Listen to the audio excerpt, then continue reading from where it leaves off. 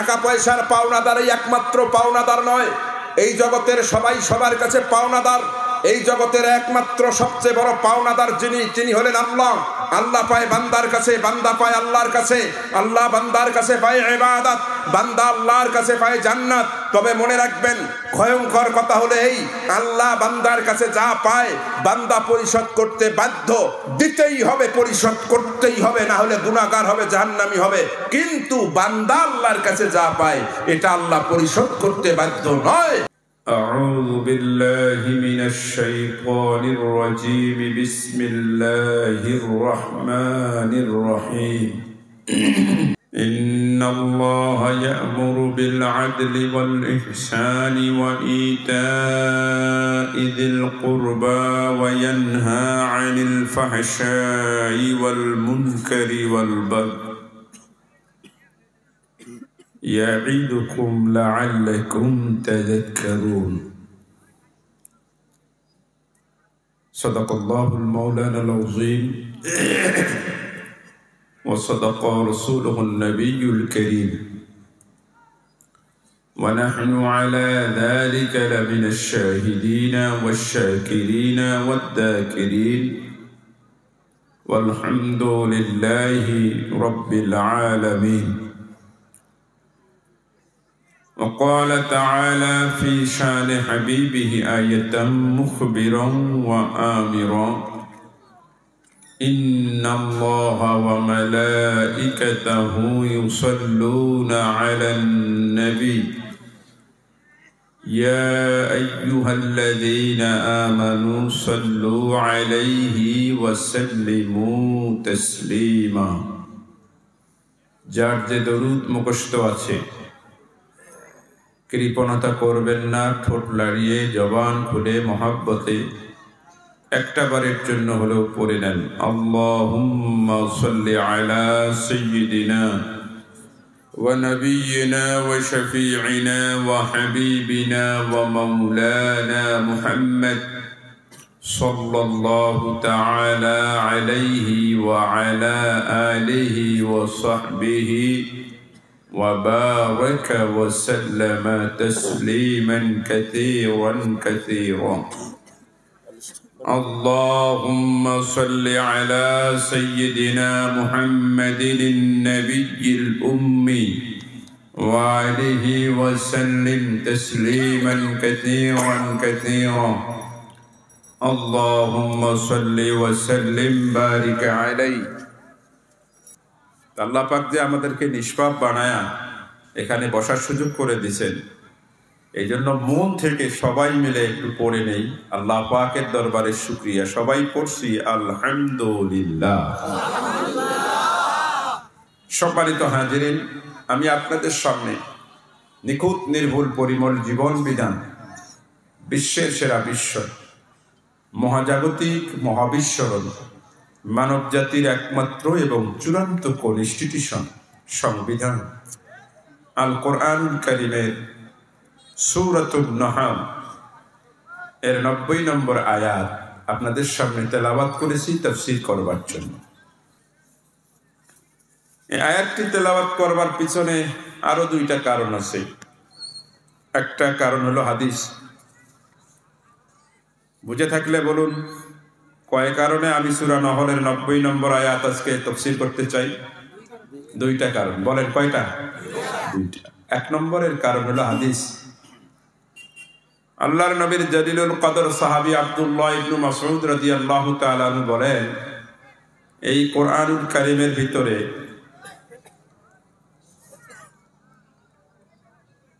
বিধিবিধানের আয়াত আছে 700টি। বিধিবিধানের আয়াত কারে বলেন? একজন মানুষ চুরি করলে তার কি শাস্তি হবে? একজন মানুষ জেনা করলে, জেনাকার যদি বিবাহিত হয় তার কি পানিশমেন্ট হবে? একজন মানুষ যদি জেনাকার হয় অবিবাহিত তার কি শাস্তি হবে? মেম্বার চেয়ারম্যান যদি এতিমের টাকা বিধবার টাকা মেরে খায় তার কি শাস্তি হবে? শাসক যদি শোষক হয়, জনগণের উপরে অত্যাচার করে তার কি পানিশমেন্ট হবে? বলেন এই শাস্তির বিধানগুলো কোরআনুল কারিমে আছে না নাই? সোজা বাংলা কথায়, যেই অপরাধের শাস্তির বিধান আল্লাহ পাক দুনিয়ার কোর্টে সুস্পষ্টভাবে বর্ণনা করেছেন, এইটাকে কোরআনের ভাষায় বলা হয় আয়াতুল মুহকামাত, যার বাংলা তর্জমা হলো বিধিবিধানের আয়াত। আব্দুল্লাহ ইবনে মাসউদ বলেন, এই রকম বিধিবিধানের আয়াত কোরআনুল কারিমে আছে কতটা? কথা বোঝেন নাই? কত? 700। আব্দুল্লাহ ইবনে মাসউদ বলেন, এই বিধিবিধানের 700 আয়াত আল্লাহ কোরআনে নাজিল না করে যদি কেবলমাত্র শুধুমাত্র একমাত্র কোরআনুল কারিমের সূরাতুন নহলের 90 নম্বর আয়াত, যেটা আমি তাফসীর করতে চাই, আল্লাহ যদি শুধু এই আয়াতটাই নাজিল করতেন, 700 আয়াত নাজিল করে আল্লাহ যা বলেছেন এই একটা আয়াতের ভিতরে আল্লাহ পাক 700 আয়াতের বক্তব্যকে ঢুকিয়ে দিয়েছে। ভাই, একটা আয়াতের মধ্যে যদি 700 আয়াত থাকে, তাহলে আয়াতটা পাওয়ারলেস না পাওয়ারফুল? আমি এই পাওয়ারফুল আয়াতটা আপনাদের সামনে তেলাওয়াত করেছি। এটা 1 নম্বর। 2 নম্বরের কারণ হলো, আমরা যারা মুসলিম দাবি করি, আমার দিকে তাকান, কোনো দিকে তাকাবেন, আমাদের মুসলিমদের মধ্যে কেউ আছে নামাজ পড়ে 5 ওয়াক্ত, কেউ পড়ে না, কেউ 2 ওয়াক্ত, কেউ 3 ওয়াক্ত। তো আমি একটা গবেষণা করে দেখছি, আমাদের মুসলিমদের মধ্যে নামাজিদের কিছু প্রকার আছে। যেমন কিছু লোক আছে বুড়া হয়ে গেছে, বৃদ্ধ হয়ে গেছে, চুল দাড়ি পাক পেকে গেছে, যৌবন বয়সে নামাজ পড়ে নাই 5 ওয়াক্ত। যারা যৌবন বয়সে নামাজ পড়ে নাই, বুড়া বয়সে তারা নামাজ পড়তে পারবে এর কোনো গ্যারান্টি নেই। তো এইরকম এক বুড়া, কিছু বুড়া আছে ফজর পড়ে নাই, জহর পড়ে নাই, আসর পড়ে নাই। আসর না পড়ার পরে বাজার করার জন্য সাগরদিঘি পুরাতন বাজারে আসছে। এসে এখন তো জানেন আসরের নামাজ পড়ে এই কিছুক্ষণের মধ্যে মাগরিব হয়ে যায়। ওই বাজার করতে করতে মাগরিবের আজান দিয়ে দিছে। এখন লোকটার মাথায় টুপি আছে, গায়ে সাদা জামা আছে, পরনে চেকের লঙ্গি আছে। তো এই অবস্থায় সে যদি মাগরিবের নামাজ না পড়ে, অনেক মানুষ আছে লক্ষ্য করবে, বলবে যে দেখেন এ বুড়া, তার 2 পায়ের একটা পা কবরে গেছে, মাগরিবের নামাজটা পড়লো না। এই চক্ষু লজ্জার ভয়ে ওই বুড়ার বেটা তখন অজু সারা মাগরিবের নামাজে দাঁড়ায়া যায়। এইরকম অজু সারা মাগরিবের নামাজি আমাদের সমাজে আছে না নাই? তাহলে এটা এক প্রকারের নামাজি। আর এক প্রকারের নামাজি আছে 2 ঈদের নামাজি। 5 ওয়াক্তের কোনো খবর নাই, কিন্তু ঈদের সময় হায় হায়, এটা বেশিরভাগ যুবকদের মধ্যে পাওয়া যায়। 1 মাস রোজা রাখিয়া রোজাদারেরা সামনের কাতারে এদের ঠেলা ফেলিতে যাইতেই পারে না। এইরকম 2 ঈদের নামাজি আছে না নাই? সেটা এক প্রকারের নামাজি। তারপরে আর এক প্রকারের নামাজি আছে জানাজার নামাজি। এটা অবশ্য আমাদের দেশে পাওয়া যায় নেতাদের মধ্যে। দেখবেন কেউ যদি মারা যায়, নেতা মাথায় একটা টুপি দিয়া ওই এলাকায় যে জানাজায় অংশগ্রহণ করে মাইকের সামনে যাইয়া একটা জ্বালাময়ী ভাষণ দেয়। ভাইরা আমার, বোনেরা আমার, আমি আজকে গভীরভাবে শোকাকুলিত, আমার হৃদয় ফেটে যাচ্ছে। আসলে নামাজ পড়া উদ্দেশ্য না, ও জানে আজকে যে বক্তব্য আমি দিছি অন্তত 5 বছর এই বাড়ির 70টা ভোট অন্য বাক্সে যাবে না। ইমোশনালি ব্ল্যাকমেইল করে এরকম জানাজায় অংশগ্রহণকারী ভণ্ড নেতা আমাদের সমাজে আছে না নাই? তাহলে এটাও এক প্রকারের নামাজ। আর এক প্রকারের নামাজি আছে হলো জুমার নামাজি। 5 ওয়াক্তের খবর নাই, জুমার দিনে দেখবেন সবারে আগে যাবে, আর যদি কোনো কারণে একটু লেট হয় মসজিদে ঢোকার সময় একটা খকরানি মারবে। সিগন্যালটা হলো এই, খতিব সাহেব বেশি বাড়াবাড়ি করিয়েন না, কথাবার্তা সাবধানে বলিয়েন, আমি অমুক দলের লোক, ভেজাল করলে পুলিশে খবর দিন। নাই মনে হয়? এটাও এক প্রকারের নামাজি। এরকম নামাজি অনেক আছে। সবে বরাতের নামাজি আছে, সবে কদরের নামাজি আছে। তো যে নামাজি হোক না কেন ভাই, যারা অন্তত জুমার নামাজ পড়েন, আপনারা বলেন তো জুমার দিনে ইমাম সাহেব আরবিতে কয়টা খুতবা দেয়? কি আপনারা জানেন না এগুলো? বলেন তাহলে কয়টা? 2টা খুতবা দেয়। তার মধ্যে লক্ষ্য করে দেখবেন লাস্টের যে খুতবা, যেটাকে খুতবায় সানি খুতবা বলা হয়, তো ওই লাস্টের খুতবাটায় ম্যাক্সিমাম, মিনিমাম না, ম্যাক্সিমাম অধিকাংশ খতিব সাহেবেরা খুতবার শেষে একটা আয়াত মাস্ট বি তেলাওয়াত করে। কোন আয়াত? ইন্নাল্লাহা ইয়া'মুরু বিল আদলি ওয়াল ইহসানি ওয়া ইতা'i যিল কুরবা ওয়া ইয়ানহা 'আনিল ফাহশাই ওয়াল মুনকারি ওয়াল বাগই ইয়া'iদুকুম লা'আল্লাকুম তাযাক্কারুন। পরে কি পরে না? পরে। আপনারা কোনোদিন কি হুজুরকে জিজ্ঞেস করছেন যে হুজুর, বাপদাদা 14 কুষ্টি ধরে আপনার পিছনে নামাজ পড়ি, এই জুমার দিনে লাস্ট খুতবায় কোরআনের এত আয়াত থাকতে আপনি এই আয়াতটাতে পাইছেন কি? খালি এইটাই তেলাওয়াত করেন, এটার মধ্যে কি আছে? কোনোদিন কি এই কথা হুজুরদেরকে জিজ্ঞেস করছিলেন? করেন নাই। আপনারাও করেন নাই, আর হুজুরাও কেউ কোনোদিন যেসে আপনাদেরকে স্বপ্রণোদিত হয়ে এর কারণটা ব্যাখ্যা করে নাই। হুজুরেরা করবে কেমনে? কারণ হুজুরেরা আছে ওই সবকে যে সাপের চোখ নাই, মুখ নাই, করে না কো ফিসফাস, মারে না কো ঢিসটা, তেরে মেরে ডান্ডা করে দিব ঠান্ডা। তো মেরে দোস্ত আর হুজুর গো, আল্লাহর হুকুম মানা, নবীর তরিকায় চলা, দুনিয়াও শান্তি, আখিরাতেও শান্তি। আমরা আছি হুজুরেরা একটা জান বাঁচা পর্যায়ে। আমরা যখন জুমার নামাজ পড়াইতে যাই, দোয়া পড়ে বের হই, বউকে বলি দোয়া করিও যাতে শরীর সুস্থভাবে ফিরে আসতে পারি। কারণ কোন কথা কোন জায়গায় লাগে, আর কোন কেস পড়ে, আর কোন বিল্ডিং এ নিয়ে যায় বন্দি করে রাখে। আরে কথা কন না কেন? এই জন্য আমরা হুজুরেরা আছি জান বাঁচা। এই জন্য আসল কথা, গরম কথা, এই ভিতরের কথা এত বলতে চাই না বা পারি না। কিন্তু আমি শুধু রংপুর থেকে, অবশ্য আজকে রংপুর থেকে আসি নাই, কুমিল্লার থেকে আসছি। তো আপনাদের কাছে আমার তো আর দায়বদ্ধতা নাই। অন্তত আমরা হলাম সরকারি আলেম, যে দলেই আসুক আমরা সেই দলের এই লোক, মাইন্ড করিয়েন না। কারণ আমরা সরকারি চাকরি করি, তো আমাদের লাইসেন্স আছে। আর তো অন্তত আমি এই গোপন তথ্যটা ফাঁস করে দিতে চাই। শুনতে রাজি আছেন?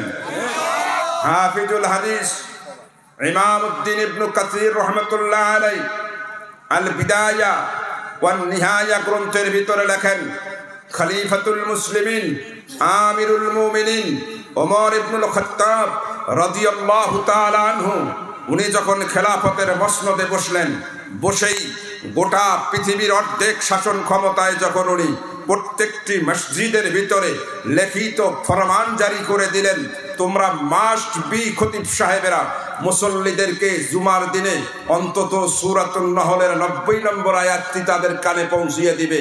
কারণ উনি জানতেন এই একটা আয়াত না, এই একটা আয়াতের ভিতরে এমন 700 আয়াত লুকায়িত আছে, যেই 700 আয়াত যদি মুসলমানেরা ভুলে না যায়, তাদের নেতৃত্ব, কর্তৃত্ব, তাদের সমস্ত বিজয় পৃথিবীর কোনো পরাশক্তি ছিনিয়ে নিতে পারবে না। চিৎকার মেরে বলুন সুবহানাল্লাহ। ওই সেই দিন থেকে পর্যন্ত এই আয়াতের তেলাওয়াত চলতেই আছে। তাহলে বুঝে থাকলে বলুন, আয়াতটা পাওয়ারফুল না পাওয়ারলেস? পাওয়ারফুল। এই পাওয়ারফুল আয়াত আপনারা পাওয়ারফুল আয়াতের তাফসীর আমি আপনাদের সামনে শুরু করব, তবে পরিবেশটা আপনাদেরকে দিতে হবে। আমি আবার হাদিস স্মরণ করে দেই, বিশ্বাস রাখুন নবীর ভাষা অনুযায়ী আপনারা যারা এখানে বসেছেন একজনেরও পাপ নাই, সবাই নিষ্পাপ হয়ে বসে আছেন। কতক্ষণ নিষ্পাপ হয়ে থাকবেন সেটা আপনার সিদ্ধান্ত। প্রত্যেকটি মানুষই তো চায় নিষ্পাপ হয়ে যাক, কিন্তু ভাই আর একটা ঝামেলা আছে। সেটা কি?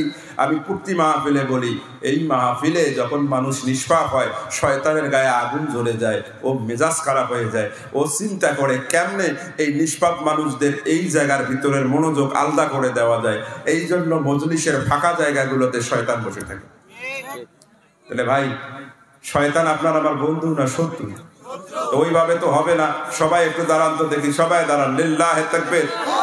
সবাই দাঁড়ান, একটু মেহরবানি করে, একটা ফাঁকা জায়গাও রাখবেন না। সামনে আসেন, এই যুবকেরা সামনে চলে আসো, জিকির করতে করতে আসেন। লা ইলাহা ইল্লাল্লাহ, জোরে লা ইলাহা সবাই বসেন। লা ইলাহা ইল্লাল্লাহ, লা ইলাহা, লা ইলাহা। ফাঁকা জায়গা রাখবেন না, আসেন সামনে আসেন। লা ইলাহা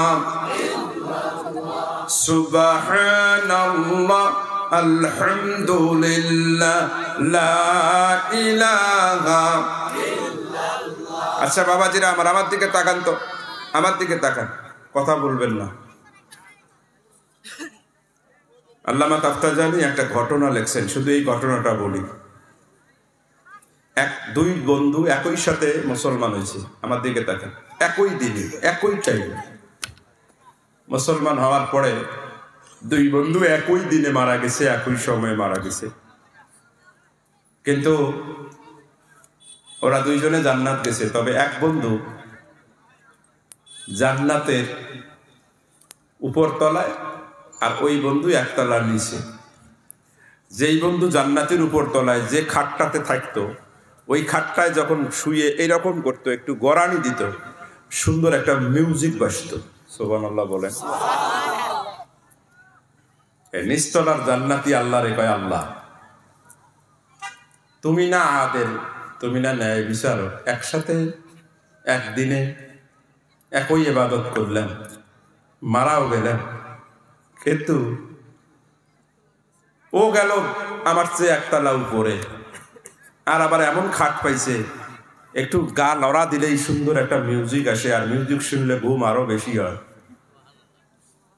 তা আমার কি অসুবিধাটা হলো, কি অপরাধটা হলো যে আমি ওর নিচতলায় আর খাটটাও এরকম পাইলাম না?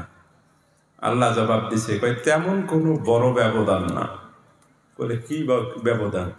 কয় আমার এই বান্দা, তোমার এই বন্ধু, তোমার চেয়ে শুধু একবার সুবহানাল্লাহ শব্দটা বেশি বলেছে। আফসোস, আফসোস। জিকির করতেও আপনাদের একটু কষ্ট হয়, এমন ভাবে জিকির করবেন যেন একে গমগমীয় আওয়াজ আসে। জবান খুলে করেন, লা ইলাহা ইল্লাল্লাহ, লা ইলাহা ইল্লাল্লাহ, সুবহানাল্লাহ আলহামদুলিল্লাহ লা ইলাহা ইল্লাল্লাহ, সুবহানাল্লাহ আলহামদুলিল্লাহ লা ইলাহা লা ইলাহা ইল্লাল্লাহ মুহাম্মাদুর রাসূলুল্লাহ। চিৎকার মেরে মহব্বতে পড়ুন সাল্লাল্লাহু আলাইহি ওয়াসাল্লাম। সম্মানিত হাজিরিন, আসুন তাফসীরের দিকে যাই। তাফসীরের আগে তরজমা, সময় নাই সারে নজরুল বলান, আয়াতের সাথে সম্পর্ক কি সেটাও বলার। আল্লাহ পাক বলেন, ইন্নাল্লাহা, ইন্না মানে নিশ্চয়ই, বলুন ইন্না মানে কি? নিশ্চয়ই। আল্লাহ মানে আল্লাহ, নিশ্চয়ই আল্লাহ। ইয়ামুরু আদেশ করছেন, বিল আদলে আদল করতে, ওয়াল ইহসানে ইহসান করতে, ওয়া ইতাইযিল কুরবা নিকটাত্মীয়দের হককে দিয়ে দিতে। সুবহানাল্লাহ বলেন। বুঝে থাকলে বলুন তো, আয়াতের শুরুতে আল্লাহ আদেশ করছেন কয়টা? সবাইকে কথা বলতে হবে, কয়টা? তিনটা। 1 নম্বরে তোমরা আদল করো, 2 নম্বরে তোমরা ইহসান করো, 3 নম্বরে নিকটাত্মীয়দের প্রাপ্য হককে দিয়ে দাও। আয়াতের শুরুতে আল্লাহ 3টা বিষয়ের আদেশ করলেন, এরপরে আয়াতের মাঝখানে নিষেধ করলেন আল্লাহ 3টা। সেটা কি? আল্লাহ বলেন, ওয়ায়ানহা আনিল ফাহশায়ে, আল্লাহ নিষেধ করেছেন অশ্লীল কথাবার্তা বলা, ওয়াল মুনকার অন্যায় কর্ম করা, ওয়াল বাগী মানে টেররিজম বিদ্রোহ করা, সন্ত্রাসী কার্যকলাপ করা। আল্লাহ পাক আয়াতের মাঝখানে নিষেধ করলেন 3টা। তাহলে বুঝে থাকলে বলুন, আল্লাহ পাক আয়াতের শুরুতে আদেশ করছেন কয়টা, আর মাঝে নিষেধ করলেন কয়টা? তার মানে এই আয়াতের মধ্যে নেগেটিভ আছে কয়টা, পজিটিভ আছে কয়টা, ধরতে হবে কয়টা, ছাড়তে হবে কয়টা, গ্রহণ করতে হবে কয়টা, বর্জন করতে হবে কয়টা? 3 আর 3 মোট কয়টা কর্মসূচি? সবাই বলেন কয়টা? এই 6টা কর্মসূচি আল্লাহ কেন দিলেন? আল্লাহ আয়াতের শেষের মধ্যে তার কারণ বর্ণনা করেন, ইয়াইদুকুম লাআল্লাকুম তাযাক্কারুন। আল্লাহু আকবার বলুন। রব্বে কারীম ডাক দিয়া বলে, ও দুনিয়ার মানুষ শোনো, আমি আল্লাহ রব্বুল আলামিন আমার কুদরতি পার্লামেন্টের ভিতরে তোমাদের জন্য এই 6টা কর্মসূচিকে আমি পাশ করে দিলাম।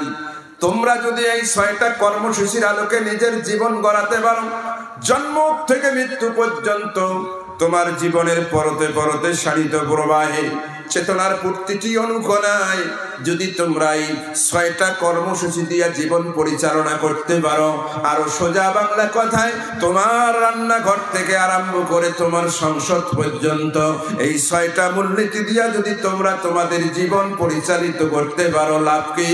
লাআল্লাকুম তাযাক্কারুন, তাহলে তোমাদের লাভ হলো 1 নম্বরে তোমাদের আমলনামার ভিতরে কোনো ধরনের পাপ থাকবে না।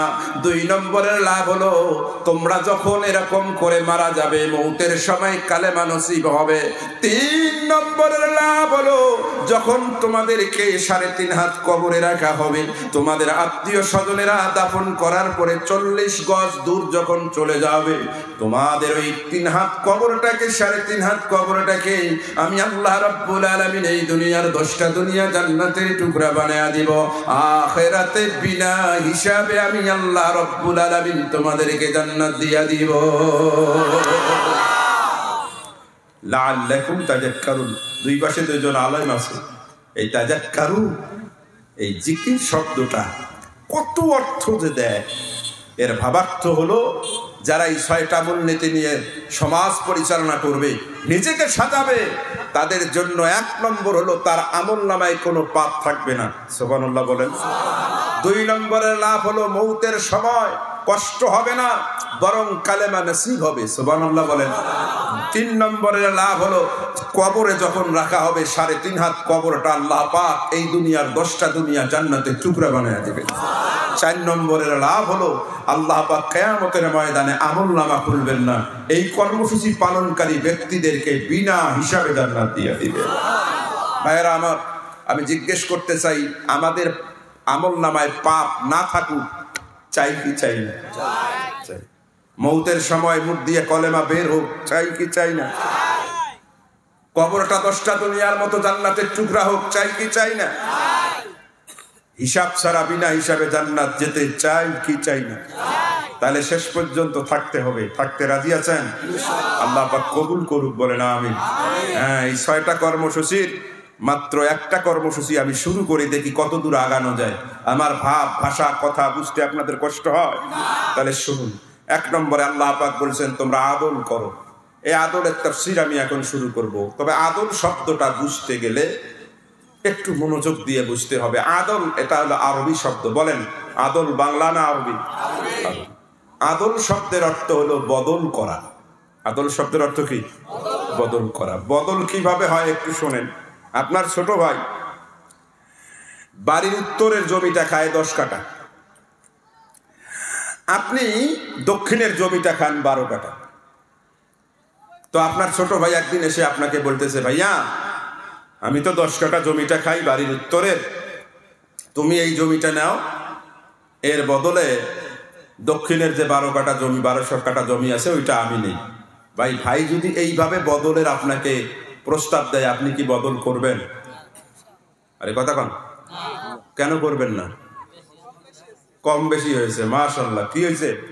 কম বেশি। কম বেশি হইলে বদল হয় না। আমার কথা একটু জবাব দিবেন। কম বেশি হইলে বদল হয় না। বদল করতে গেলে কি হওয়া লাগে? সমান সমান হওয়া লাগে। এই বেটা, এই কি হয়েছে? সামন থেকে উঠে নামা করা যাবে। কম বেশি হলে কি হয় না? বদল হয় না। আমার দিকে তাকান। আদল শব্দের অর্থ বদল করা। আল বাদলু, আল আদলু বেমানা আল বাদলু আলা তাসাওয়িয়া, বলে সমান সমানের ভিত্তিতে কোন জিনিস বদল করা, এইটার নাম হলো আদল। শাব্দিক তরজমা। সুবহানাল্লাহ বলেন। তো আদলটা আরেকটা জিনিস দিয়ে বুঝাই আপনাদেরকে। এই আদলের পাশাপাশি আরেকটা শব্দ আরবিতে আছে, সেটার নাম হলো আল ইহসান। সুবহানাল্লাহ বলেন। ইহসান কারে বলে?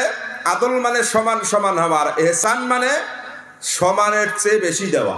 সুবহানাল্লাহ বলেন। আমার কথা বোঝেন নাই? আদল মানে কি? সমান সমান হওয়া। আর ইহসান মানে সমানের চেয়ে বেশি দেওয়া। এই জন্য দেখবেন আল্লাহ পাক কোরআনুল কারীমের মধ্যে বলেছেন ওয়াবিল ওয়ালিদাইনি ইহসানা। আল্লাহ এই কথা বলে নাই ওয়াবিল ওয়ালিদাইনি আদালা, যে তোমরা পিতামাতার সাথে আদল করো। পিতামাতার সাথে সন্তানের সম্পর্ক আদলের না ইহসানের? ইহসানের। তার মানে কি?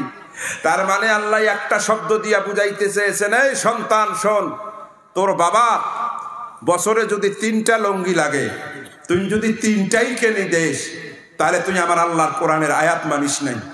কারণ 3টাই লাগে, 3টাই দিয়েছো, যেটা প্রয়োজন সেটা দিয়েছো। আমি তো তোমাকে এটা করি বলি নাই, তোমাকে ইহসান করতে বলেছি। তার মানে আল্লাহ বুঝাইতে চায়, সন্তান তুমি তোমার বাবার যদি বছরে 3টা লুঙ্গি লাগে, তুমি অন্তত একটা হলেও বেশি দিও। কারণ তোমার বাবার সাথে তোমার সম্পর্ক আদলের নয়, তোমার বাবার সাথে তোমার সম্পর্ক হলো ইহসানের। চিৎকার মেরে বলুন সুবহানাল্লাহ। অফিসে গেছেন, বাড়ি এসে দেখেন আপনার মা খাইতেছে, একটা ইলিশ মাছ, বড় মাছ চাকাটা দিয়েছে আপনার বউ। আপনি খুশি না? খুশি হবেন না। আপনার এই মায়ের একটা ইলিশের চাকা দিয়ে পেট ভরবে, যথেষ্ট হবে বটে।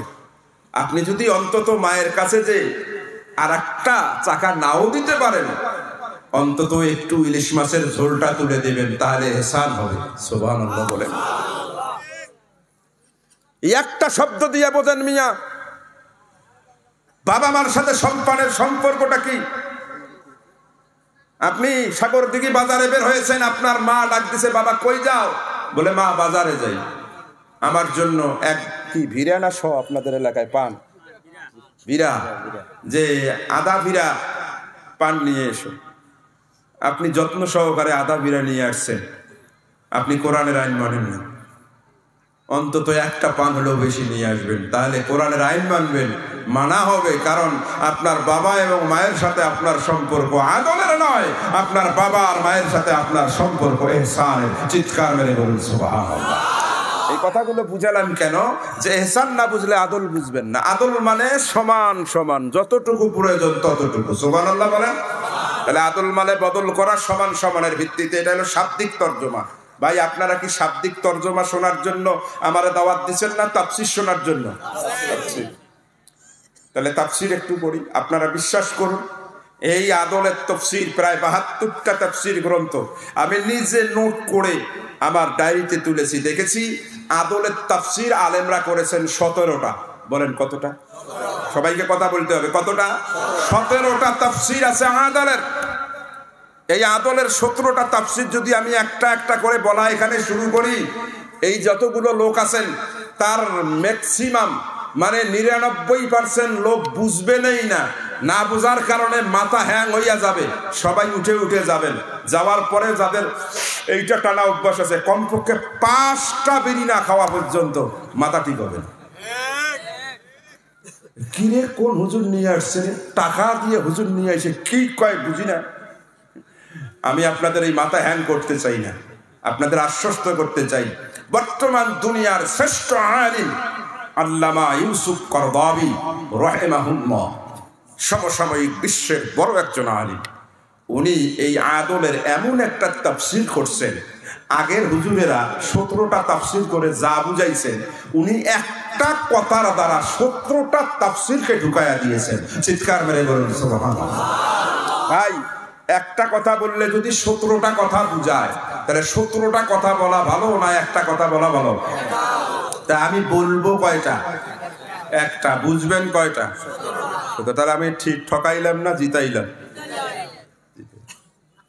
আপনাদের সাগরদিঘির মানুষেরকে আমি ঠকাইতে পারি না, কারণ বক্তাদের কিছু তেলেসমাদি কারবার আছে। নাহমাদুহু ওয়া নাস্তাঈনুহু, এটা বলতে 5 মিনিট, তারপরে এই যে অতিথিদের নাম বলতে 5 মিনিট, তারপরে মিলাদ পড়তে 5 মিনিট, গান গাইতে 5 মিনিট, যেই বাড়িতে খোয়াইছে খাওয়া ভালো হলে ওদের প্রশংসা করতে 5 মিনিট। আরে কথা ভাই না, তেলেসমাতি কিছু কারবার আছে। আর আমি খুতবা পড়ছি কয় মিনিটে? 1 মিনিটের কম সময়। কারণ সাগরদিঘির মানুষেরা আমার চেনে, আপনাদেরকে এত তেলেসমাতি কারবার লাগবে কি লাগ, এটা দেখার লোককে যেখানে নতুন যাব এমন ভাব করবো দাওয়াত যাতে আরো বাড়ে। আরে কথা কই না? এই জন্য আপনাদেরকে ঠকাই নেই, যেটা দিছি খুব কম সময়ের ভিতরে তফসিরটা শুনি। তাহলে আমি আদলের 17টা তফসির করবো না একটা করবো? একটা করলে বুঝবেন কয়টা? 17টা। তাহলে খুব মনোযোগ দেন। আদলের তফসির করতে যে ইউসুফ কারজাবী লেখেন আল আদলু ইয়ানি ইতাউল হক ইলা সাহিবিহি। আদলের তফসির হলো পাওনাদারের পাওনা দিয়া দাও। চিৎকার মেরে বলুন সুবহানাল্লাহ। আমি যেভাবে বুঝাই সেটা বোঝেন। আদলের তফসির হলো পাওনাদারের পাওনা দিয়ে দাও। এখন আমরা মনে করি টাকা পয়সার পাওনাদার এই পাওনাদার না ভাই, টাকা পয়সার পাওনাদার এই একমাত্র পাওনাদার নয়, এই জগতের সবাই সবার কাছে পাওনাদার। চিৎকার মেরে বলুন সুবহানাল্লাহ। আমি কি বুঝাইলাম? আদল মানে পাওনাদারের পাওনা, আর কথা বলেন পাওনাদারের পাওনা দিয়ে দাও। টাকা পয়সার পাওনাদার এই একমাত্র পাওনাদার, এই জগতের সবাই সবার কাছে, এই জগতের সবাই যদি সবার কাছে পাওনাদার হয় তাহলে বক্তা শ্রোতার কাছে, সবাই বলেন না কেন, বক্তা শ্রোতার কাছে, শ্রোতাও বক্তার কাছে পাওনাদার। ইমাম মুসল্লির কাছে, মুসল্লি ইমামের কাছে, ক্রেতা বিক্রেতার কাছে, বিক্রেতা ক্রেতার কাছে, নারীর পাওনা আছে নরের কাছে, নরের পাওনা আছে যুবকের পাওনা আছে যুবতীর কাছে, যুবতীর পাওনা আছে বুড়ের পাওনা আছে বুড়ির কাছে, বুড়ির পাওনা আছে। এইভাবে পাওনাদারের হিসাব যদি করি না রাত শেষ হয়ে যাবে। সুবহানাল্লাহ বলবেন না? মানে সবাই সবার কাছে কোনোভাবে পাওনাদার। এই কথাটাই নবী হাদিসের মধ্যে বলেছেন, আলা কুল্লুকুম রাঈন ওয়া কুল্লুকুম মাসউলুন আন রাইয়াতিহি। আল্লাহু আকবার বলেন। সবাই সবার কাছে কি মজার ব্যাপার, ভয়ঙ্কর কথা হলো এই জগতে সবাই সবার কাছে পাওনাদার হলেও এই জগতের সবচেয়ে বড় পাওনাদার যিনি, তিনি হলেন আল্লাহ। সুবহানাল্লাহ বলেন। বুঝে থাকলে বলুন এই জগতের সবচেয়ে বড় পাওনাদার কে? আর একটু জবান খুলে বলেন কে? এই শাহাদাত আঙ্গুলটা আসমানের দিকে উঠায়া আকাশের দিকে তাকিয়ে বলুন, সাক্ষী দেন এই জগতের সবচেয়ে বড় পাওনাদার কে? আল্লাহ পায় বান্দার কাছে। সুবহানাল্লাহ বলেন। আর বান্দা পায় আল্লাহর কাছে। বলবেন যে হুজুর জীবনে কত ওয়াজ শুনলেন, আল্লাহ আমাদের কাছে কি পায় আর আমরাই বা আল্লাহর কাছে কি পাই জানিয়ে না। আরে কথা বল না কেন? তো জানা দরকার আছে না নাই? তাফসীর কারে কয় পেস লাগায়া দিবেন, পেস খুলে দিবেন। পেস লাগছে কি? আল্লাহ আমাদের কাছে কি পায় আর আমরাই বা আল্লাহর কাছে কি পাই। এই পেসটা আমি খুলবো হাদিস থেকে। কি কষ্ট পাইতেছেন নাকি? বুখারীর মধ্যে হাদিস আসছে, আমার দিকে তাকান। আর বলা হয় যখন কোনো মজলিসে হাদিস বলা হয়, যারা মনোযোগ দিয়ে হাদিস শোনে, মদিনাওয়ালা নবী রওজায় শুয়ে শুয়ে তার এবং তার বাবার নাম ধরে আল্লাহর কাছে গুনাহ মাফের দোয়া করতে থাকে। রাসূলুল্লাহ সাল্লাল্লাহু আলাইহি সাল্লাম আপনার আমার জন্য দোয়া করুক, আমার বাপের জন্য দোয়া করুক, চাই কি চাই না?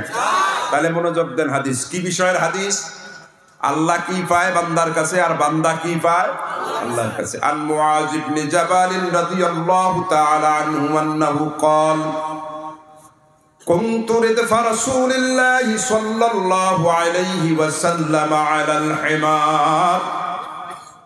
আল্লাহর নবীর জলিলুল কদর সাহাবী মুআয ইবনে জাবাল রাদিয়াল্লাহু তাআলা আনহু বলেন, আমি মদিনাওয়ালা নবীর কোন এক সফরে তার রাদিফ হলাম। মোটর সাইকেলের সামনে ড্রাইভার, পিছনে আরেকজন বসে। যে পিছনে বসে আরবি ভাষায় তাকে রদিফ বলা হয়। মুআয ইবনে জাবাল বলেন, আমি মদিনাওয়ালা নবীর রদিফ হলাম। তার মানে আল্লাহর নবী সামনে বসেছেন, পিছনে বসেছেন মুআয ইবনে জাবাল। মদিনাওয়ালা নবীর সাহাবী বলেন, এরকম সোয়ার রাস্তা দিয়া চলছে তো চলছে, হঠাৎ করে পয়গম্বরে আলম আমাকে ডাক দিলেন, ইয়া মুআয, রে মুআয। আমি সাথে সাথেই বললাম, লাব্বাইক ওয়া সা'দাইক ইয়া রাসূলুল্লাহ। ওগো আল্লাহর হাবিব, আমি আপনার খেদমতে হাজির হয়ে গেছি, বলেন কি বলবেন? মুআয ইবনে জাবাল বলেন, আমার নবী আমারে ডাক দিয়া বলে, আতাদুরি, ভালো করে শুনুন, আতাদুরি মা হাক্কুল্লাহি আলাল ইবাদ। রে মুআয, তুমি কি জানো আল্লাহ বান্দার কাছে কিছু পায়? জোরে জোরে কোন সুবহানাল্লাহ। মুয়াজ বলেন আমি আশ্চর্যান্বিত হয়ে গেলাম যে আল্লাহ বান্দার কাছে কি পায়, কি পাওনাদার আল্লাহ, এটা তো আমি জানি না। আমি বললাম আল্লাহু ওয়া রাসূলুহু আ'লাম, আল্লাহ এবং তার রাসূলই ভালো জানেন আল্লাহ কি পায়। আমার মদিনাওয়ালা নবী ডাক দিয়া বলে, মুয়াজ কান খাড়া করে শুনে রাখুন খাগর দিগির ভাইরা। আল্লাহর নবী ডাক দিয়া বলে, মুয়াজ আল্লাহ বান্দার কাছে পায় ইবাদত। জোরে কোন সুবহানাল্লাহ। বুঝে থাকলে বলেন তো আল্লাহ বান্দার কাছে কি পায়? আর একটু জোরে কোন কি পায়? মুখস্থ করে যাবেন। এরপরে মুয়াজ বলেন, কিছুক্ষণ আবার সওয়ারি চলছে, হঠাৎ করে আমার নবী আমারে আবার ডাক দিলেন, এ মুয়াজ। আমি বললাম উপস্থিত হুজুর। বলেন। বলে, তুমি তো জানো আল্লাহ বান্দার কাছে পায় ইবাদত, কিন্তু বান্দাও আল্লাহর কাছে কিছু পায়, এটা কি তুমি জানো? সুবহানাল্লাহ বলেন। মুয়াজ কয়, না হুজুর এটা তো জানি না, আল্লাহ এবং তার রাসূলই ভালো জানেন। সাথে সাথে আল্লাহর নবী তার জান্নাতি সত্যবাদী কণ্ঠ দিয়ে মুয়াজকে জানিয়ে দিলেন, মুয়াজ শুনে রাখো, আল্লাহ বান্দার কাছে পায় ইবাদত, আর বান্দা আল্লাহর কাছে পায় জান্নাত। আরো আসতে কোন সুবহানাল্লাহ। আল্লাহ আমাদের কাছে কি পায় আর আমরা আল্লাহর কাছে কি পাই? এর চেয়ে বড় পাওনা কিছু আছে? বলবেন যে হুজুর দোয়া করে দেন, আর ওয়াজ করার দরকার নেই। কেন? কিয়ামতের দিন আল্লাহকে বলবো, আল্লাহ শাইখ হুজুর আসছিল, বুখারী থেকে হাদিস বলছে যে তুমি নাকি আমাদের কাছে ইবাদত পাইতে, তা তোমার পাওনা আমরা পরিশোধ করছি না করছি সেটা ব্যাপার না, কারণ তুমি রহমানুর রহিম। তোমার মতো দয়ার সাগর আর পৃথিবীতে কেউ ছিল না, কেউ নাই, হবেও না। তোমার পাওনা দিছি না দিছি আল্লাহ ওটা মাফ করে দেন, কিন্তু আমাদের যে পাওনা আছে তুমি তো ওয়াদা খেলাপ করো না, ওই তাড়াতাড়ি আমাদের পাওনাটা দিয়ে দেন, আমরা জান্নাতে যায় হুদদেরকে নিয়ে ঘুমাই। আরে কথা বল না কেন? এই হাদিস শুনলে এই চেতনা আসে কিনা? আসে না ভাই? এটাতে মুয়াজ ইবনে জাবাল যখন এই হাদিস শুনছে সেও খুশি হইয়া গেছিল। হায় হায়, আমাদের পাওনা বলে আল্লাহর কাছে জান্নাত। আরে কিয়ামতের দিন আল্লাহর কাছে পাই পাই করে হিসাব নিয়ে নিয়ে বলবো, আল্লাহ জান্নাত দিয়ে দেন, আমাদের পাওনা দিছি না দিছি ওটা মাফ করে দেন, আপনি তো দয়ার সাগর। তো মুয়াজের একটা চেতনা আসছে। আল্লাহর নবীকে কয়, আফালা ইউবাশশিরুন নাস ইয়া রাসূলুল্লাহ, ওগো আল্লাহর নবী, আমি কি এই হাদিসটা এই মারাত্মক হাদিসটা আমি কি আপনার উম্মতদেরকে বলবো না, এই শুভ সংবাদটা দিব না? আমার নবী কি বলছেন জানেন? আল্লাহ, এই মুয়াজ, আল্লাহর দোয়াই লাগে, আমার উম্মতকে তুই এই হাদিসটা বলিস না। আমার উম্মত এমন চালাকের চালাক যে আলসিয়া, যদি এই হাদিস শোনে তাহলে জীবনে নামাজ করবে না, রোজা করবে না, হজ করবে না, যাকাত দিবে না, তাবলীগে যাবে না, ইসলামী আন্দোলন করবে না। ওরা খালি মরার পরে কিয়ামতের অপেক্ষায় থাকবে কখন জান্নাত আমার কাছ থেকে নিবে। আরে কথা বল না কেন?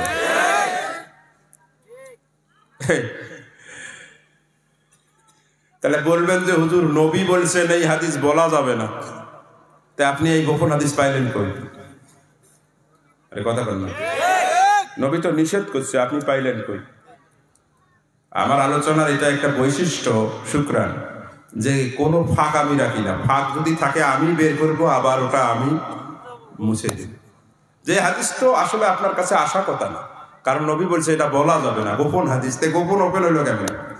এটার কারণ আছে। আল্লাহ নবী আরেক সাহাবীকে বলছেন, যারা এরকম এলেম গোপন করে কিয়ামতে তারা জাহান্নামী হবে। কি এই হাদিসটা মুয়াজ ইবনে জাবাল গোপনেই রাখছিলেন। মারা যাওয়ার আগে যখন এই হাদিসটা শুনছে, এই ভয়ঙ্কর হাদিসের শোনার পরে ভয়ে মুয়াজ ইবনে জাবাল এই গোপন হাদিসটা ওপেন করে দিয়ে গেছে। সুবহানাল্লাহ বলে। মুসলমান ভাইরা আমার, সংক্ষিপ্ত কথা শুনে রাখুন, মনে রাখবেন, আদলের তাফসীর হলো পাওনাদারের পাওনা দিয়া দাও। টাকা পয়সার পাওনাদারই একমাত্র পাওনাদার নয়। এই জগতের সবাই সবার কাছে পাওনাদার। এই জগতের একমাত্র সবচেয়ে বড় পাওনাদার যিনি হলেন আল্লাহ। আল্লাহ পায় বান্দার কাছে, বান্দা পায় আল্লাহর কাছে, আল্লাহ বান্দার কাছে পায় ইবাদত, বান্দা আল্লাহর কাছে পায় জান্নাত। তবে মনে রাখবেন, ভয়ঙ্কর কথা হলো এই, আল্লাহ বান্দার কাছে যা পায় বান্দা পরিশোধ করতে বাধ্য, দিতেই হবে, পরিশোধ করতেই হবে, না হলে গুনাহগার হবে, জাহান্নামী হবে। কিন্তু বান্দা আল্লাহর কাছে যা পায় এটা আল্লাহ পরিশোধ করতে বাধ্য নয়, এটা তার দয়া আর মায়া। চিৎকার মেরে বলুন সুবহানাল্লাহ।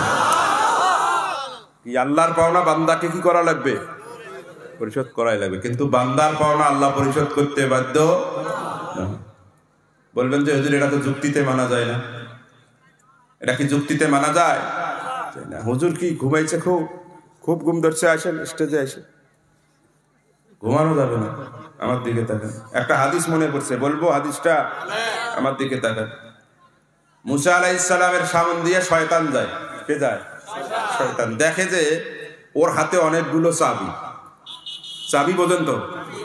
অনেক চাবি তো, অনেক চাবি তো। তা মুসা কয়, এই শয়তান, এগুলো কি রে? কয় এগুলা সার। হুজুর এগুলা আমার কাছে চাবি। তো চাবি দিয়ে কি করো? কয় হুজুর ভয়ে বলবো না নির্ভয়ে বলবো? কারণ শয়তান জানে মুসা নবীর রাগ বেশি, এক থাপড়ায় যদি আবার দাঁত ফেলে দেয়। এই জন্য কয় ভয়ে বলবো না নির্ভয়ে? কয় নির্ভয়ে বলো। কয় যে একটা করে চাবি না, এই চাবিটা যদি আমি কারো কাছে ফিট করি দেই, ওই জেনা করে। এটা যদি কারো কাছে লাগে দেই, ওই মদ খায়। এটা যদি কারো কাছে লাগে দেয়, এই খুন করে।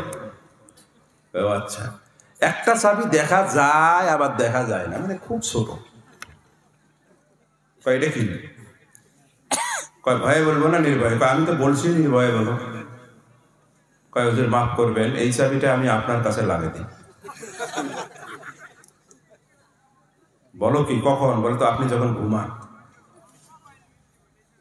আপনি যখন। এই দিন থেকে মুসা নবী মরণের আগ পর্যন্ত আর ঘুমান।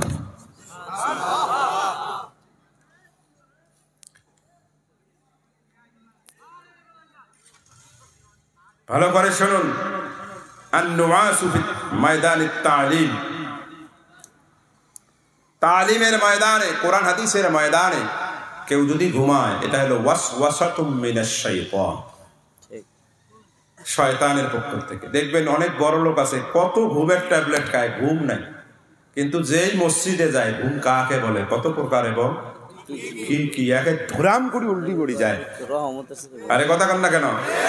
আরে শোনেন, ওখানে হইলো কি, শয়তান যাইয়া জানে যে এই বড় লোক যদি হুজুরের বয়ান শুনিয়ে একবার যদি খালি হেদায়াত হয়, তাহলে ওমরের মতো ইসলামের খেদমত করবে। ওই জন্য কয় যে ঔষধ দিয়ে কাজ হোক না হোক, ওই চাবি ফিট করে দেয়।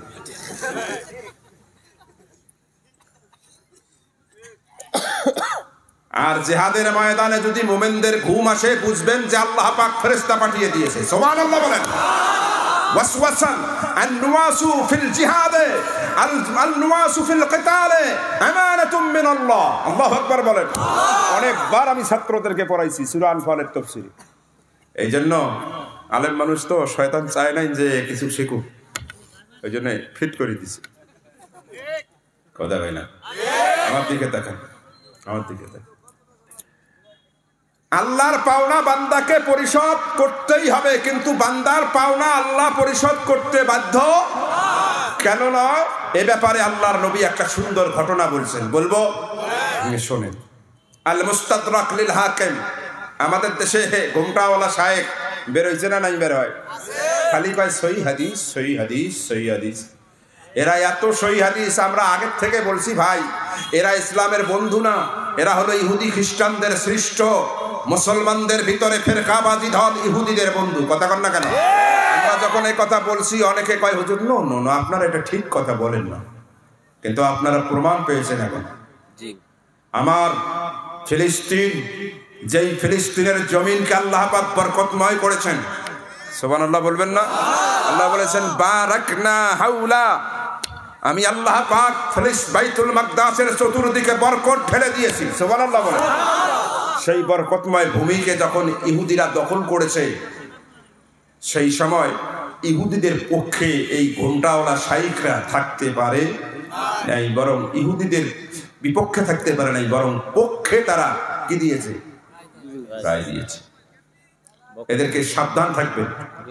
আমাদের দেশের যুবকেরা বড় মুসিবত, এখন হুজুরদের কাছে আসে না, এদের খপ্পরে এমন ভাবে পড়ছে, ওই যে মোবাইল শরীফ আছে না, এর কথা কর না কেন, এই মোবাইল শরীফে ওর বাপ দাদা 14 গোষ্ঠী এই জায়গায় হাত বাঁধছে, ও হঠাৎ করে মসজিদের মধ্যে যা আল্লাহু আকবার, কিরে ভাই, no no no no no, সহিহ হাদিস যুবক, তুমি খপ্পরে পড়েছো, তুমি খপ্পরে পড়েছো। বিস্তারিত কথা কোনো এক সময় আমি বলবো ইনশাআল্লাহ, আজকে আমার সাবজেক্ট এটা নয়, ভালো করে শুন।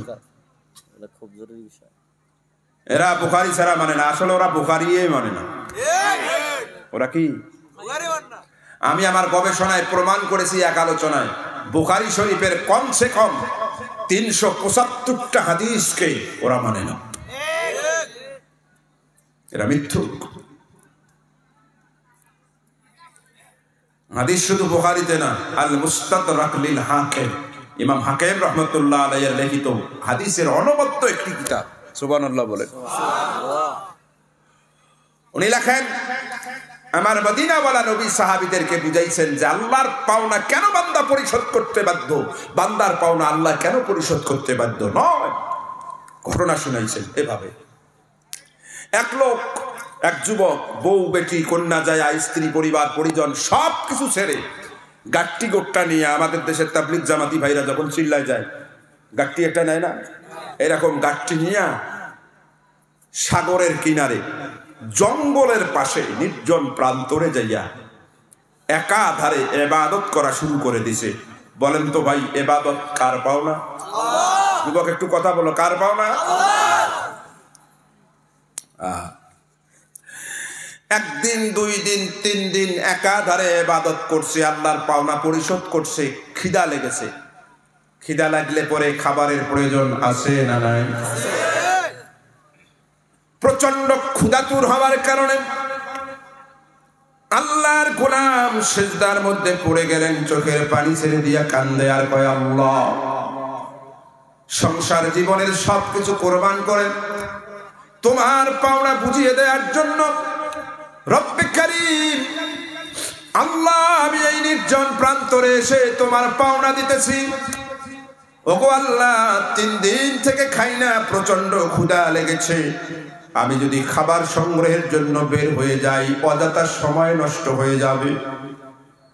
তরফাতা আয়ুন, চোখের পলক পড়লে যেই পরিমাণ সময়, আমি চাই না ওই পরিমাণও তোমার ইবাদত থেকে আমি গাফেল থাকি। আল্লাহ মেহেরবানি করে আমার জন্য একটু খাবারের ব্যবস্থা করে দাও না। মদিনাওয়ালা নবী বলেন, দোয়া করে বান্দা এখনো সিজদার থেকে মাথা উঠায় নাই। আল্লাহ কুদরতে আযীম থেকে তার জন্য জান্নাতের মধ্য থেকে একটা জান্নাতের ডালিম গাছ, ওই ডালিম গাছের ভিতরে হাজার হাজার ডালিম সহ আল্লাহ ওই বান্দার চোখের সামনে উঠায়া দিয়েছে। আল্লাহর এই শক্তি আছে না নাই? জান্নাতের ডালিম খায় পাওয়ার কম না বেশি? অনেক বেশি।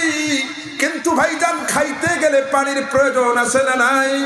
আল্লাহর গোলামের পানির প্রয়োজন হলো। আল্লাহর গোলাম আবার সিজদার মধ্যে পড়ে গেলেন, ডাক দিয়া কয়, আল্লাহ, জান্নাতের ডালিম দিয়েছো, খাবার খেয়েছি, তবে পিপাসা লেগেছে, পানির ব্যবস্থা করে দাও। বলতে পারেন যে হুজুর, ওই তো সাগর, সাগরের পানি পান করলেই তো হয় না। না, সাগরের পানি হলো লোনা, লোনা পানি দিয়া জীবন ধারণ করা যায় না। লোনা পানি জীবন ধারণের জন্য উপযোগী নয়। অবশ্যই অবশ্যই জীবন ধারণের জন্য মিঠা পানির প্রয়োজন। এই জন্য আল্লাহর গোলাম কয়, আল্লাহ, মিঠা পানির ব্যবস্থা করে দাও। সিজদার থেকে গোলাম এখনো মাথা উঠায় নাই।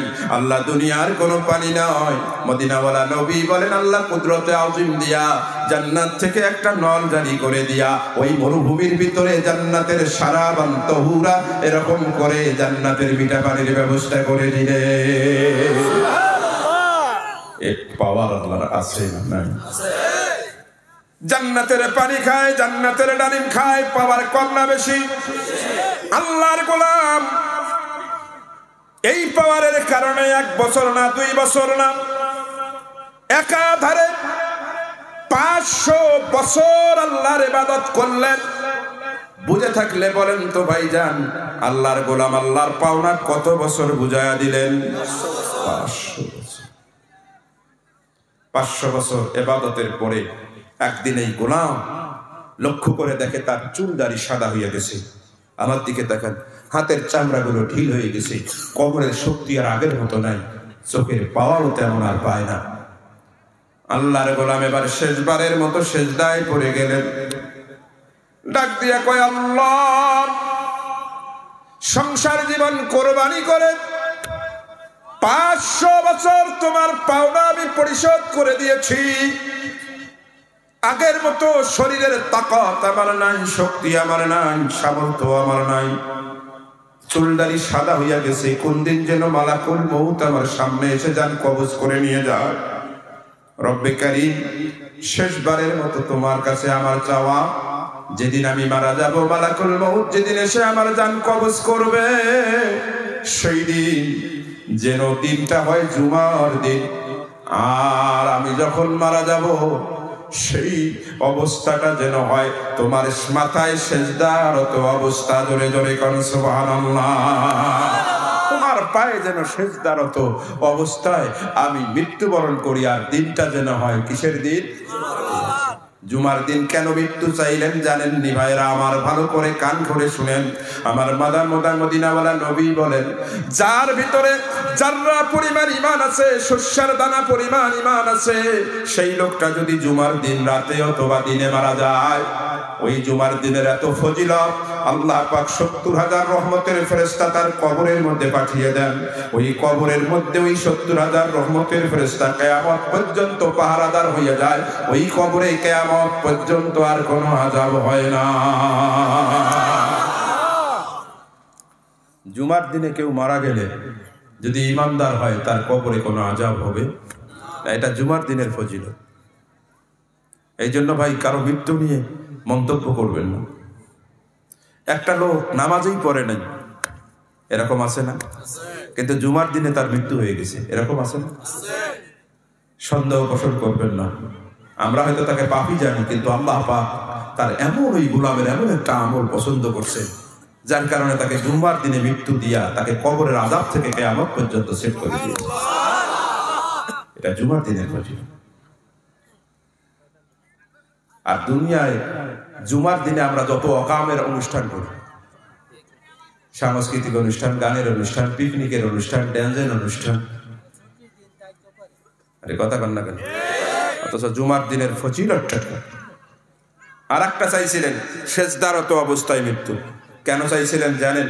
হাদিসের মধ্যে আসছে, কিয়ামতের ময়দানে যে যে অবস্থায় মৃত্যুবরণ করবে, তাকে কবর থেকে সেই অবস্থায় উঠানো হবে। কেউ যদি কোরআন তেলাওয়াতরত অবস্থায় মৃত্যুবরণ করে, সে কোরআন তেলাওয়াত করতে করতে কবর থেকে উঠবে। কেউ যদি সেজদারত অবস্থায় মৃত্যুবরণ করে, সেজদারত অবস্থায় উঠবে। কেউ যদি ক্যারাম খেলতে উঠে, একটা এই জায়গায় টান মারতেছে আর ক্যারাম খেলতেছে, ওই অবস্থায় মরে। কথা বলেন, ওই অবস্থায় মৃত্যু হতে পারে না? অস্ট্রেলিয়ার খেলা, ক্রিকেট খেলা দেখছেন, ভারতের খেলা দেখতে দেওয়ান মোর এই ছক্কা মারছে, এই ছক্কা কথাটা বলতে মরছে, কিয়ামত এই অবস্থায় উঠবে। আর ওই অবস্থায় উঠলে ফেরেশতারা আসিয়া বলবে, আসো, তুমি যেহেতু ভারতের বিপক্ষে ছিলে, তোমাকে জান্নাতে নিয়ে যাই। হ্যাঁ, ওইখানে পিটানি শুরু।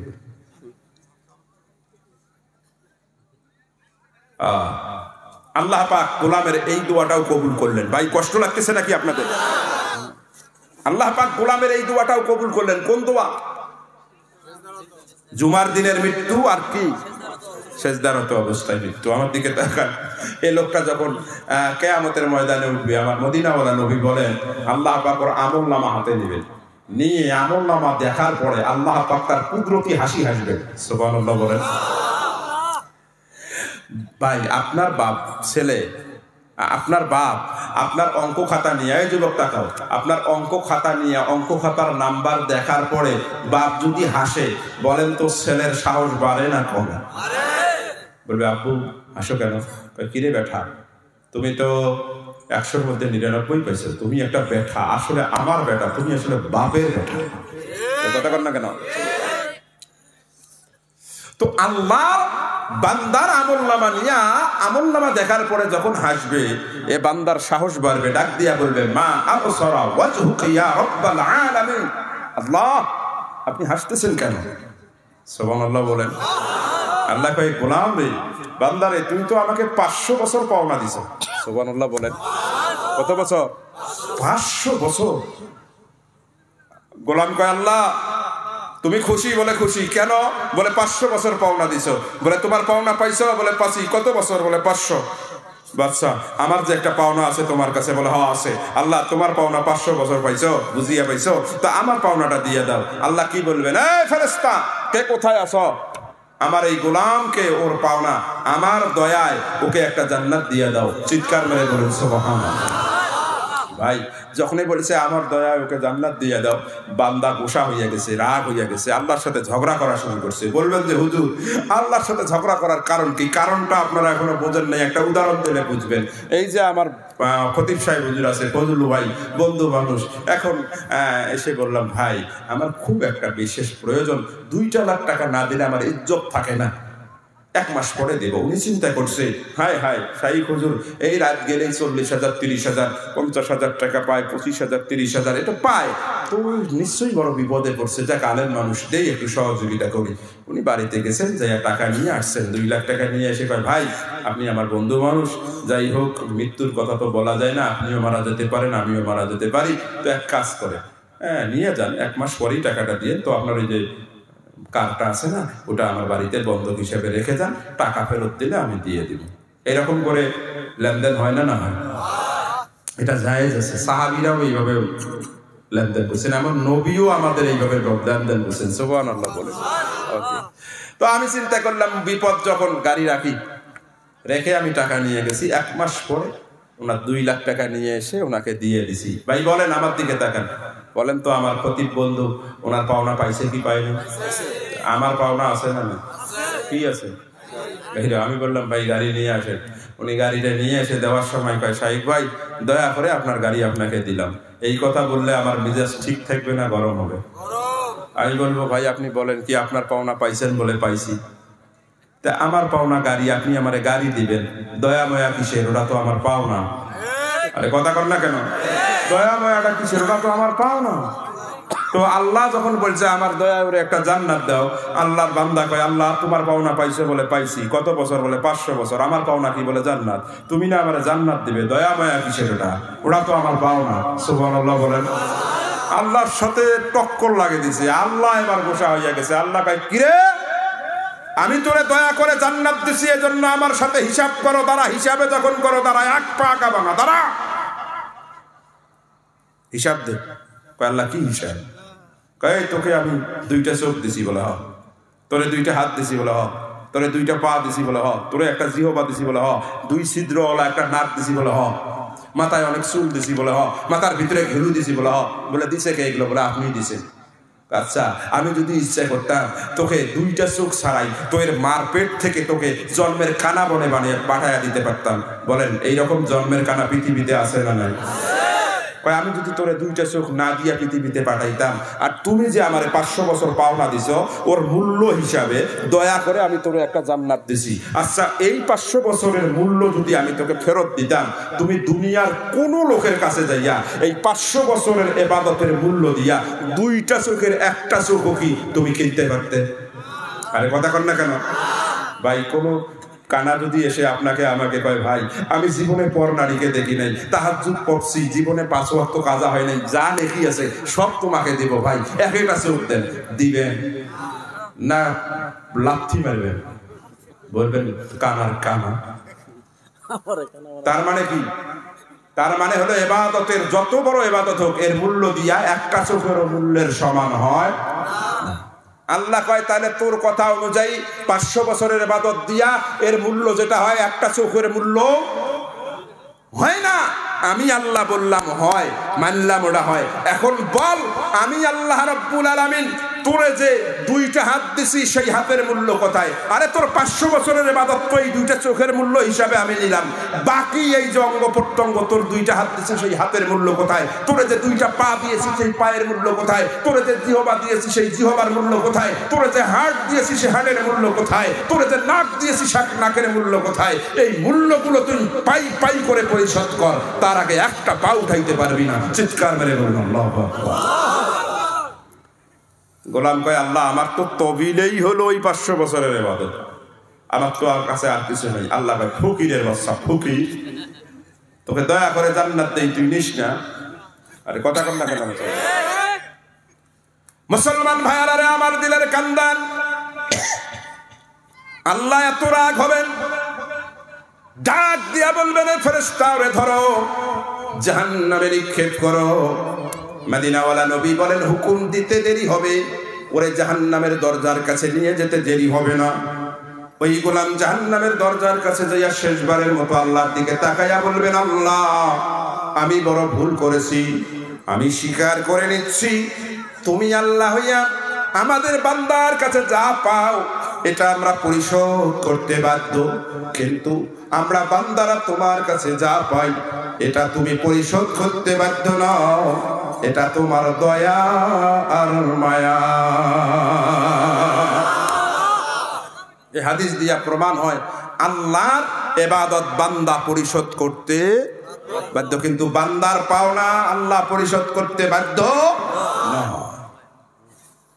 এই জন্য ইবাদত নিয়ে বাড়াবাড়ি করা যাবে কি ভাই? ওটা করেন কেন? শেষ করে দিব নাকি? তাহলে উঠবেন না। আমি তো আলোচনার শুরু কেবল এই মাঝামাঝি অবস্থায় আসছি, আপনি ওটা যদি করেন কেউ উঠবেন না। আমি আগেই বলছি, নিষ্পাপ হবেন এইরকম মানুষ এখানে পাওয়া বড় কঠিন আছে। আপনাকে শয়তান চাবে না, একটু কষ্ট করে থাকেন। বেশি রাত হয়নি, বেশি রাত হয়নি। আহা, কেমনে বুঝাই? আচ্ছা, মা বোনেরা কি ওয়াজ শুনতেছে? কোথায়? মানে প্যান্ডেল আছে? মাশাআল্লাহ, আমার আম্মা জানেরা একটু শুনুন, আপনাদেরও ওয়াজ আসতেছে।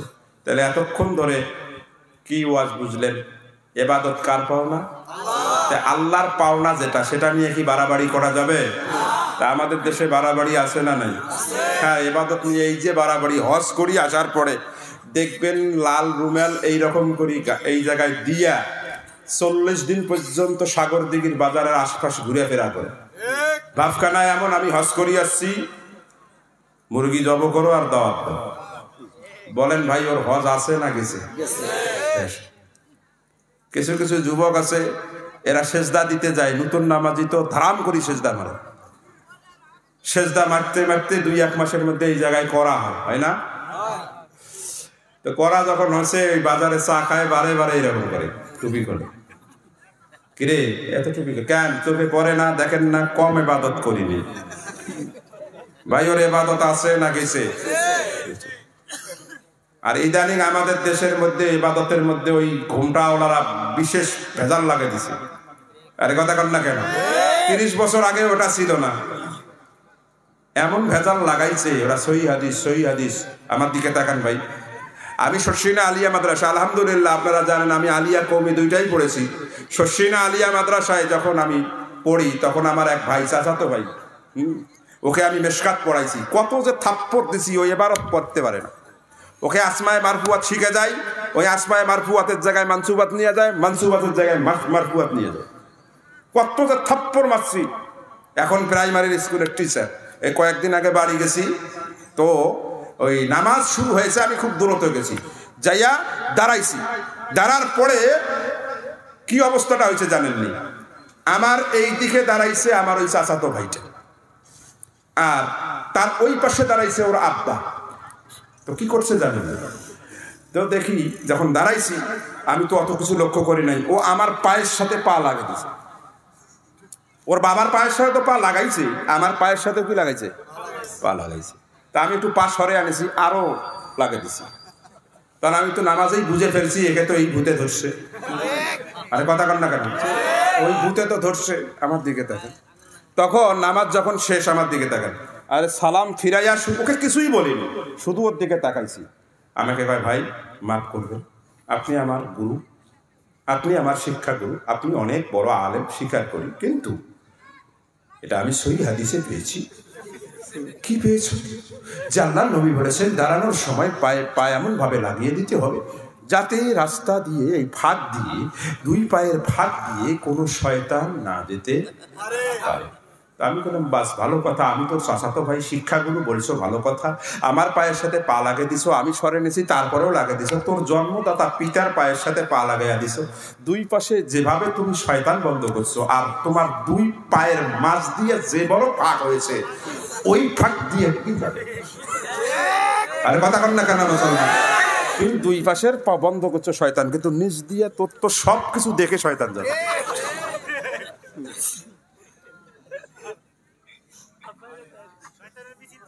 শোনেন, আমার দিকে তাকায় দেখেন, এগুলো হলো শুভঙ্করের ফাঁকি। এটার ব্যাখ্যা আছে না নাই? আরে কথা কর না কেন? ব্যাখ্যা আছে না নাই? ওরা কয় মাযহাব মানা যাবে না। মাযহাব ছাড়া কোনো ইসলাম নাই।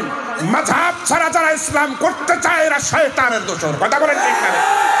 স্পষ্ট ভাষায় জেনে রাখেন। আপনি বলেন কি? রাসূলুল্লাহর নামাজ এক এক সময় এক এক রকম ছিল। আরে কথা কর না। এই যে আলেম মানুষ আছেন, বুখারী খুলে দেখুন, নাহনু নাতাকাল্লামু বিস-সালাহ। সাহাবীরা বলে আমরা নামাজের মধ্যে কথা বলতাম। আল্লাহু আকবার বলবেন না? কি নামাজের মধ্যে কি ছিল? কেমন কথা ছিল? বলবো। আম্মা জান আয়েশা সিদ্দিকা রাদিয়াল্লাহু তাআলা আনহার ঘরে আমার নবী থাকার পালি করছে, কিন্তু খাবার ভালো ছিল না। আয়েশা সিদ্দিকা ঘর থেকে বের হইয়া হাফসার ঘরে যাইয়া দেখে লাউ রান্না করছে। আমার নবীর প্রিয় খাবার ছিল কি? লাউ। গত মাহফিলে বলছে। যাইয়া কয়, আয়েশা কয়, হাফসা বল, এক বাটি লাউ দাও, রাসূল আমার কাছে থাকবে। তা মহিলা মানুষেরা এমন, ভাই জান দিবে কিন্তু হাতের জিনিস কাউকে দিতে চায় না। আরে কথা কর না কেন? দাও কুড়াল খন্তা দিতে চায়নি, এটা দিতে চায় না, বাটি দিতে চায় না। এটা আপনার আমার বউ কেন, নবীর বউ এই ঘটনা। হাফসা কয় না, লাউ আমি দিব ঠিকই, তোমার বাটি নিয়ে এসো। কয় ভাই বউ যাবো ফিরে আসবো, কয় দিব, শর্ত হইলো আমাকে কিন্তু নিজ দায়িত্বে বাটি পৌঁছে দেওয়া হবে। কয় ঠিক দিব। আল্লাহর কি ইচ্ছে, ওই যে লাউ নিয়ে গেছে, রাসূল খাইছে, ঘুমাইছে, 3 দিন হইয়া যায়, বাটি দেয়নি, ভুলে গেছে। এখন হাফসা তো বাটি খুঁজতে যায়, দেখে বাটি নাই, মেজাজ বড় খারাপ। এই জন্য তো আমি দিতে চাইনি, নেওয়ার সময় নিচে, দেওয়ার সময় দেয় নাই। মানে দাঁত কিরমির করিয়া চলে গেছে আয়েশার ঘরে। যাইয়া দেখে আয়েশা সিদ্দিকা রাদিয়াল্লাহু তাআলা আনহা নামাজ আদায় করতেছে। সুবহানাল্লাহ। হাফসা রাগ একটু কমছে, কিন্তু পুরো রাগ যায় না। খুবই তো নামাজ পড়তেছে, ওয়াদা তো ঠিক নেই। বাটি যে নিয়ে আসছেন, বাটি কই? নামাজরত অবস্থায় আয়েশা সিদ্দিকা রাদিয়াল্লাহু তাআলা আনহা হাতের ইশারা করে বলছে, বল রাগ করিস না, নামাজে আছি, ওই যে বাটি নিয়ে যা, মাফ করে দিস। সাহাবীরা নামাজে আদায় চলছে, 2 রাকাত নামাজ চলে গেছে। আর এক সাহাবী আসছে, এসে কয়, ভাই উজু করি আসি, কি নামাজ ধরা যাবে? কয় কোনো অসুবিধা নাই, 2 রাকাত কেবল হলো, 1 রাকাত হলো। আরে কথা কর না কেন? এগুলা হাদিস, এই হাদিস মানো। এর ব্যাখ্যা আছে না নাই? আরে কথা কর না কেন? ব্যাখ্যা আছে না নাই? মাযহাব কেন মানতে হবে একটা বলে দেই। এই যে হাত উঠাবেন, কষ্ট লাগতেছে নাকি? হাত কত দূর উঠাবেন আল্লাহু আকবার বলে, এই ব্যাপারে 4টে হাদিস পাওয়া যায়। বলেন কয়টা? 1 নম্বরে ফাওকা উজনাইহে, 2 কানের উপরে উঠাইতে হবে। আর একটা হাদিস পাওয়া যায়, হাত উঠাইতে হবে আওসাতা উজনাই, 2 কানের মাঝখান। আর একটা হাদিস পাওয়া যায়, কানের লতি পর্যন্ত উঠাইতে হবে। আর একটা হাদিস পাওয়া যায়, গর্দানের উপরে উঠালেই হবে। ওই যে ঘোমটাওয়ালারা কয় কি জানেন? কয় এটাই সেই হাদিস, অতএব ঘাড়ের উপরে উঠালেই হবে, বাকিগুলো যেই এটা মানার কোনো প্রয়োজন। ইমাম আবু হানিফা রহমাতুল্লাহ আলাইহি উনি গবেষণা করলেন যে 4 হাদিস কেমনে মানা যায়। সুবহানাল্লাহ বলেন। উনি ইজতিহাদ করে সিদ্ধান্ত দিলেন, রায় দিলেন, 2 হাতের এই যে বুড়ি আঙ্গুল, যেটা এই যে বুড়ি আঙ্গুল, এটা না, এই বুড়ি আঙ্গুল আমার দিকে তাকান, কানের লতিতে লাগাতে হবে। হাতগুলো আঙ্গুলগুলো উপরে উঠাইতে হবে, এবার দিকে একটু কেবলা দিকে হইতে হবে। এইভাবে আল্লাহু আকবার যখন বলবেন, 4 হাদিসের কেমনে আমল হবে বলেন তো ভাই? এই রকম করে যদি হাত উঠান, বলেন তো আমার হাতের আঙ্গুলগুলো কানের উপরে উঠছে কিনা? যে হাদিসের মধ্যে আছে কানের উপরে উঠছে, সে হাদিস আমল হয়েছে কিনা? তারপরে হাদিসের মধ্যে আছে এই কানের মাঝখানের উপরে উঠাইতে হবে, মাঝখান ক্রস করছে কিনা? যেই হাদিস বলছে যে কানের লতিতে লতিতে লাগছে কিনা? যেই হাদিস বলছে ঘাড়ের উপরে উঠা লাগবে, ঘাড়ের উপরে উঠাইয়া তো আমরা এই জায়গায় গেছি, উঠছে কিনা? তাহলে এক গবেষণায় 4 হাদিস আমল হয়েছে। আর ওই আহলে হাদিসের নামক তথাকথিত ঘোমটাওয়ালারা এক গবেষণায় 3 হাদিসকে বাদ দিয়ে 1 হাদিস আমল করেছে। অতএব মাযহাব মানলে 4 হাদিস মানা যায়, মাযহাব না মানলে 1 হাদিস মানা হয়। কথা বলেন ঠিক? আর ইসলামে কি পুরোটা ঢুকতে কইছে না অর্ধেকটা? হ্যাঁ, ওরা হলো অর্ধেক ইসলাম মানাইয়ে। ওরা কেমন জানেন? পায়খানা করতে যাইয়া পায়খানার অর্ধেক করি আর করে না। মশারির মধ্যে ঢুকছে অর্ধেক, কয় ঢুকলেই তো হয়, অর্ধেক বাইরে দিছে। মশাকি কবে না অর্ধেক ঢুকছে, একে স্যালুট করি, এটা খাবো না। কথা কয় না? বউয়ের সাথে মোজামাত করছেন, অর্ধেক করছেন, করি আর করেন নাই, বউ থাকবে? এর চেয়ে আর কি উদাহরণ দিব আপনাদেরকে? সবগুলো যদি পুরাটা হয়, হাদিস কেন অর্ধেক হবে? মাযহাব সমস্ত হাদিসকে একত্রিত করে রায় দেয়। চিৎকার মেরে বলেন সুবহানাল্লাহ। এই জন্য ইবাদতে বাড়াবাড়ি করা যাবে না। এই জন্য যুবকদেরকে বলি, যুবক ওদের খপ্পরে পড়িও না, ওদের খপ্পরে পড়িও না। তোমার আমলের ব্যাপারে সন্দেহ হয়, তোমার এলাকার বড় শাইখুল হাদিস আছে, তোমার এলাকায় বড় কওমি মাদ্রাসার মুহাদ্দিস আছে, মুফতি আছে, তার সাথে বসো না কেন?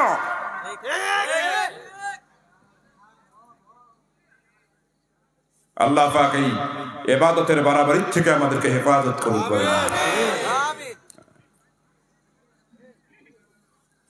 এতক্ষণ ধরে যে আলোচনা শুনলেন আদল, এই আদল মানে পাওনাদারের পাওনা দিয়ে দেওয়া। এই জগতের সবচেয়ে বড় পাওনাদার কে? সবাইকে বলা লাগবে কে? আল্লাহ পায় কার কাছে? বান্দা পায় কার কাছে? আল্লাহ বান্দার কাছে কি পায়, আর বান্দা আল্লাহর কাছে কি পায়? আল্লাহ বান্দার কাছে যা পায় তা দিতে বান্দা দিতে, কিন্তু বান্দা আল্লাহর কাছে যা পায় আল্লাহ দিতে বাধ্য। এই হলো তার দয়া আর